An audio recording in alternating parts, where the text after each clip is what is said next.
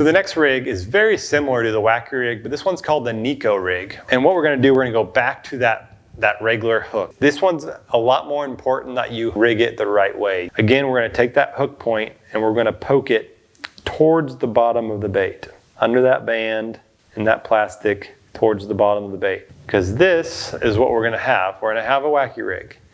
But what the NEKO does, this bait really excels during the spawn, when fish are on bed because of the action you can put on it. What you do, you have your wacky rig, and then you take a weight. I buy these little weights, they come in little packs. I don't put the whole thing in there. I usually break about half of it off, depending how deeper water, but I'm usually fishing in pretty shallow water when I'm using this, so I break that in half.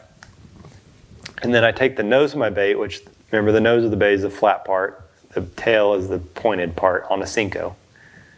Push that weight in that bait, right in the very center. But you're gonna push that all the way in as much as you can.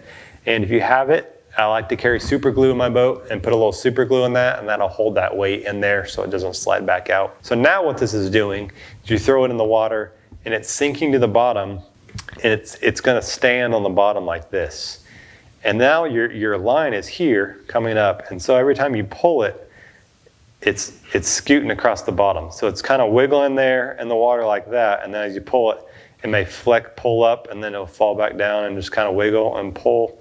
It makes it pretty hard for a bass not to eat it. And then the reason why you want that hook point up is because in this situation, the bass is definitely coming down on the bait because that bait is sitting on the bottom.